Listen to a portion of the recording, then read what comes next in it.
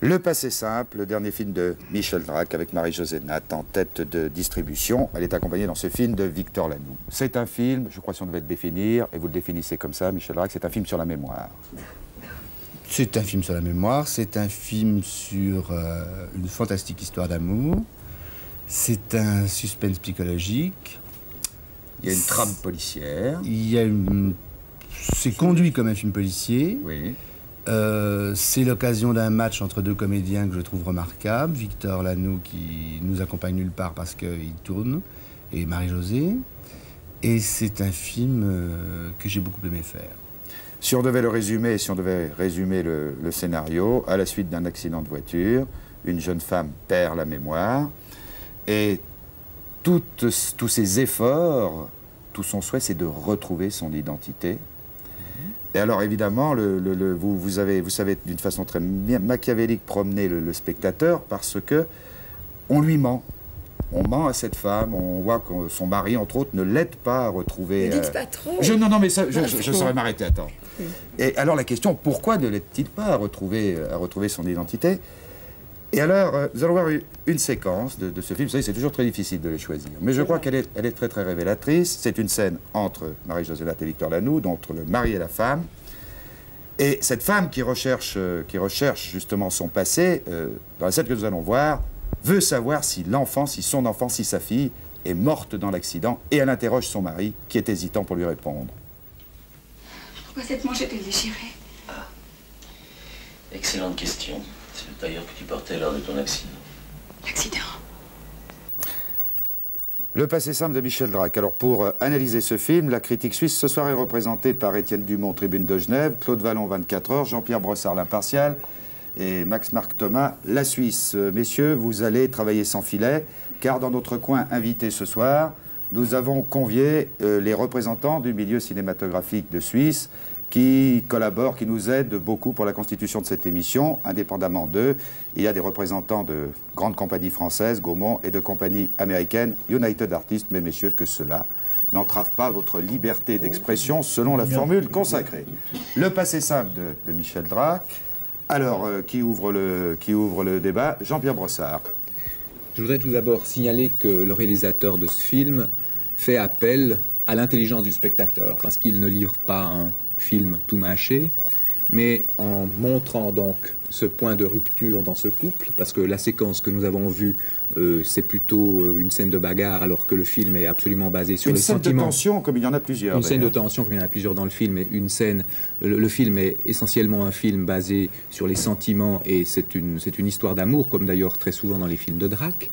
Et là, il fait appel au spectateur, donc comme il place le spectateur au même rôle que la femme qui doit rechercher son passé, et elle fabule, elle pense à ses souvenirs, elle imagine ce qui a pu se passer, et son mari, de temps à autre, lui tend la perche, ou de temps à autre, l'induit en erreur. Donc, le spectateur a tout un travail de reconstitution à faire, comme l'actrice du film, et le réalisateur, à mon sens, prend le spectateur pour un partenaire à part entière, et c'est à ce niveau-là que le film m'intéresse beaucoup.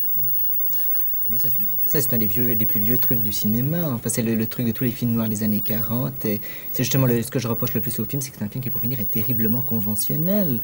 C'est-à-dire, on reprend les idées qui existent, on reprend les personnages qui existent, on reprend une psychologie qui existe, et on remet tout ça dans une espèce de sauce un tout petit peu plus moderne, pas tellement dans le fond, et on sert la soupe. Je ne pense pas que la critique que vous indiquez est absolument justifiée, parce que là, effectivement, il y a quand même une notion de modernité et aussi un travail d'acteur assez important. Enfin, au niveau de la psychologie, ce n'est pas la psychologie des films des années 40. Il y a un travail assez important au niveau du travail de l'acteur. Dumont, vous qui êtes un être sensible, vous n'avez pas été quand même frappé dans la démarche de cette femme perpétuelle, angoissée, cherchant, etc. Le spectateur rentre quand même bien dans son jeu, non? Pas vous? Ben oui, enfin, j'entends tout le film est vu par les yeux d'une personne, donc ça facilite les choses. Mais enfin, sans vouloir tirer sur une ambulance, parce que c'est un film qui est pétri de bonnes intentions, on peut dire malgré tout que ça va pas très loin. Évidemment, il y a le docteur Bergman qui est passé par là, d'un certain côté, et il est passé malheureusement dans un roman de Dominique Saint-Alban, qui est un des auteurs français les plus piètres. Oui, le livre est tiré des Étangs de Hollande. Bon, les Étangs de Hollande, c'est un marécage, probablement. Alors évidemment, on a fait ce qu'on a pu. Moi, ce que je pense, c'est que le film se fourvoie un petit peu. Il se fourvoie dans trois genres. Il y a un mélodrame, il y a un thriller dedans, et puis il y a quelque chose de plus ambitieux qui est un film à la Bergman. Et entre les trois, il se décide jamais. C'est pas de mauvaise référence, Bergman, ça, monsieur. Non, c'est pas de mauvaise référence. Moi, je regrette une chose, c'est qu'on n'ait pas fait de ce film une comédie. Je pense qu'il aurait une portée infiniment plus vivante, parce qu'alors je regrette beaucoup. Mais enfin, le poncif de l'amnésie, le poncif de la folie, le poncif du freudisme, on en a un peu assez. Et alors, je me dis que tournant le sujet, je suis désolé, madame, monsieur... Mais vous répondrez, on n'a eu aucune crainte. Je me dis que je parle en spectateur beaucoup plus qu'en critique. Ah. Mais oui, Oui, c'est vrai que vous allez le critique, c'est vrai que vous payez toujours votre place quand vous allez au cinéma. Vous non, allez c'est pas vrai du tout. Mais je pense que le rôle du critique est quand même de se mettre à la place d'un spectateur, et du spectateur normal. Eh bien, certainement, à mon avis, j'ai pris un grand plaisir à voir le jeu des acteurs. J'ai pris un grand plaisir à voir la mise en image, j'aime pas mise en scène pour le cinéma, de M. Drac. Qu'est-ce qui manque alors? Mais il y a que logique, il y a que le peu public, d'humanité. le public rit dans des moments où il ne devrait pas rire. Et moi, ça m'a frappé. J'ai vu le film dimanche au milieu de, oui, dans un public, une salle normale, et le public rit dans des moments de tension si vous le voyez où entre il ne critiques, devrait si pas les rire. critiques riaient, Ah non, ça c'était saurait, pas hein. entre critiques. Je trouve justement. que le principal défaut du film, c'est d'être un film mineur et qui n'est pas fait par un faiseur. C'est-à-dire qu'il y a des metteurs en scène à qui on peut donner la lumière du téléphone qui font un bon film. Et puis d'autres gens qui ont besoin vraiment de se concentrer sur un sujet pour que ces sujets les intéressent et qu'ils en tirent un maximum. Alors là, on a l'impression que c'est un film qui est un peu en marge d'une carrière. Non, mais on reconnaît quand même la patte de l'auteur, c'est-à-dire d'un réalisateur qui a effectivement, comme le reconnaît Dumont, des intentions et un certain style, un certain cachet, au niveau, par exemple, dans ce film très précisément, du montage du film. Le montage est, à mon point de vue, un tout petit peu sec, mais il y a un travail de montage, d'acheminement des séquences et tout à fait un rythme Oui. assez Moi, la chose la extraordinaire. plus intéressante que je trouve, enfin, dans ce film, c'est que finalement, c'est le contraire de ce qu'on attend, quoi. On attend finalement, au niveau de l'histoire, on attend que ce soit la femme qui soit, disons, blanchie, et c'est le contraire. Vous n'avez pas le sens du suspense, vous qui faites du théâtre, Claude Ballon. Allons. Bien. Eh bien, Michel Drac, vous avez entendu Oui. Alors à toi. Alors je réponds. Je voudrais dire d'abord deux choses. C'est, messieurs, quand je vous entends, moi je me suis réfugié en Suisse pendant la guerre et je vais demain me réfugier en France maintenant que la guerre est finie, parce que je suis épouvanté. Je suis épouvanté parce que chaque fois que la critique française, puisque mes films débutent en France, puisque je suis français, salue un film, et à part la critique du Monde, qui est très mauvaise, la critique en général du Passé simple est formidable à Paris et dans toute la France. Elle est plus que parfaite. En Suisse, elle est totalement négative. Je suis arrivé avec Les Violons du Bal avec une critique fantastique, alors même l'article du Monde était pour. J'arrive en Suisse, patatras, la critique est épouvantable. Bon, alors, qu'est-ce qui se passe?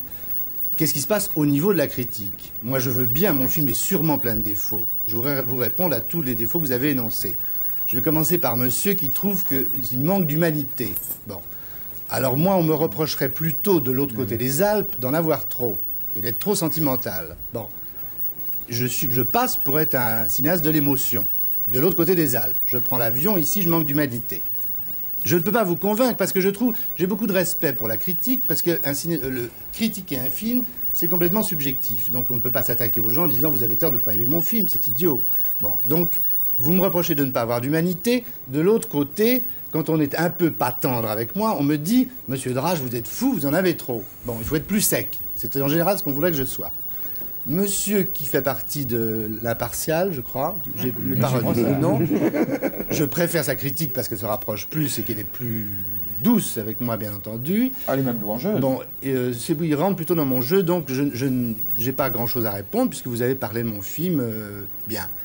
Monsieur qui est très barbu, plus barbu que moi, et d'une autre couleur, vous, si mes souvenirs sont bons, vous m'avez reproché quoi exactement, là?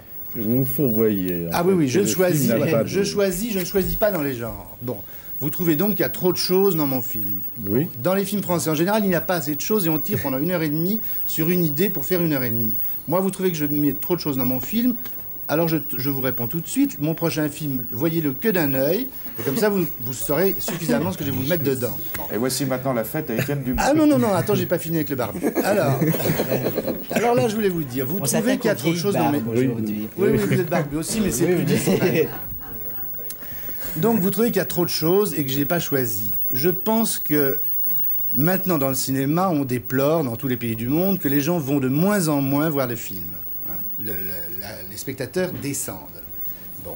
Ils descendent pourquoi? Parce qu'on culpabilise ce spectateur. On a voulu lui prouver qu'il était idiot s'il ne comprenait pas ce qu'on lui montrait. Et moi, j'ai envie d'avoir un langage de plus en plus simple. Je trouve que ce qui est important, c'est d'être absolument compris par tout le monde.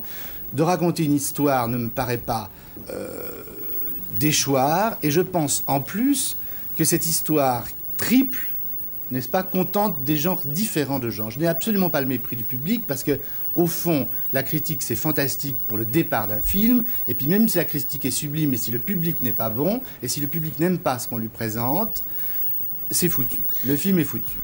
Alors, je ne fais pas de films pour la critique, je fais des films pour le public et j'ai la chance, en général, d'avoir des critiques fantastiques, sauf en Suisse. Mais c'est ce que je vous reproche précisément, c'est de faire un film pour le public et d'hésiter justement et de chercher à gauche et à droite. Mais monsieur, non, le public en a assez d'être complexé en se disant je ne comprends pas ce que je vois, donc on m'a dit que c'était génial, et le public il est terrorisé, il ne vient plus. Quand il n'y aura plus de public dans les salles, il n'y aura plus non plus de critique. Parce que, monsieur, vous n'avez jamais vu un enfant de 8 ans, quand on lui dit « Qu'est-ce que tu veux faire dans la vie ?» qui répond « Je vais être critique, de toute façon. » Ça n'existe pas. Tous les gens, il y a tout. On veut être général, on veut être cinéaste, on veut être comédien. Bon, j'ai jamais entendu un enfant dire « Je vais être critique. » Je n'arriverai pas à vous réconcilier, mais quoi qu'il en soit, bon, alors critique... Ah non, il y a monsieur... Il y a moi, j'ai oublié monsieur Dumont. Ah non, alors monsieur Dumont, monsieur Dumont, c'est le bouquet final. C'est le dessert, enfin. Oui, vous êtes vraiment le dessert. Oh non, monsieur, vous êtes le bâton de l'Esquimau Gervais. Alors là, vous êtes tellement sec et tellement méchant que je vais vous... Qu'est-ce que vous m'avez dit déjà? Je vous ai accusé d'avoir fait un film mineur à partir d'un roman mineur. Voilà, alors je vais vous dire, monsieur Tournier, qui sous le nom de Saint-Alban a écrit Les Étangs de Hollande, est un auteur qui a écrit d'admirables romans qui n'ont eu aucun succès que critique pendant des années. Il a eu pour vous le malheur de faire un feuilleton qui a été un triomphe. Je ne trouve pas que ça soit trop mal. Donc. Mais en plus de ça, je vous signale que j'ai complètement trahi cet auteur que vous me rejetez à la tête et que j'ai complètement dépecé son roman pour n'en garder que la carcasse. Vous avez lu le roman, Étienne Dumont? Non, j'allais dire que je me le reproche. Là-dessus, Monsieur Dumont, regardez-moi quand je vous parle. Moi, je me regarde. Bon, vous avez vu mon film, vous pouvez bien changer un regard avec moi. Monsieur Dumont, en plus de ça, vous dites on ne tire pas sur une ambulance. Des ambulances. C'est la Françoise Giroud. Oui, mais des ambulances qui en sont... la grande ambulancière française. Oui, mais des ambulances qui en sont en 5 semaines à 250 000 entrées, ça fait 250 000 ambulances dans Paris. En plus de ça, en province, c'est un triomphe. Des ambulances comme ça, vous pouvez tirer à tous les routes. Ça m'est égal. Non, vous me dites on ne tire pas sur une ambulance. Ça veut dire que je devrais me cacher et changer de nom parce que j'ai fait le passé simple. Mais pas du tout. Ce que j'entends, c'est qu'en fait, il y a une confusion qui se passe toujours avec vous, comme avec un certain nombre de réalisateurs. Vous êtes ce qu'on appelle un réalisateur méritant. Bon, c'est-à-dire en gros, vous avez fait un certain nombre de films intéressants en ayant eu beaucoup de peine à les faire. Donc, pour une fois qu'il y a un film qui est, à mon avis, nettement moins intéressant que Le Guillaume du Bal, on se dit c'est dommage de parler uniquement de celui-là parce que c'est le moins bon. Et pourquoi vous ne parlez pas dans votre article que j'ai lu tout à l'heure, ce qui ne m'a pas empêché de vous dire bonjour gracieusement, pourquoi vous ne parlez pas justement des Violons du Bal? Vous n'en parlez pas, vous parlez de La Bonne Occasion, qui est un film que j'ai fait dans une certaine intention, vous parlez de Safari Diamant, dans un film que j'ai fait dans une certaine intention, j'ai cité sauf erreur, je vais pas reprendre les autres, il y a SQD dans la Pléiade, mais il y a quand même Amélie, et il y a quand même Élise de la Vraie Vie. Vous êtes forcé d'en citer 3, ou alors je suis un débutant. Et vous tirez sur une ambulance. Or, je ne suis pas un débutant. Voilà. Enfin, messieurs, c'est un film que je ne serais pas un ambulancier. Bon. Conclusion. Un seul mot, si vous permettez. C'est assez composé. J'aimerais dire à M. Drac, je n'ai pas du tout accusé votre film, et vous-même surtout, de manquer d'humanité. Je pense qu'il aurait trouvé une humanité, ou même un humanisme beaucoup plus grand, en évitant le mélodrame dans lequel il tombe, et en prenant une forme plus comique.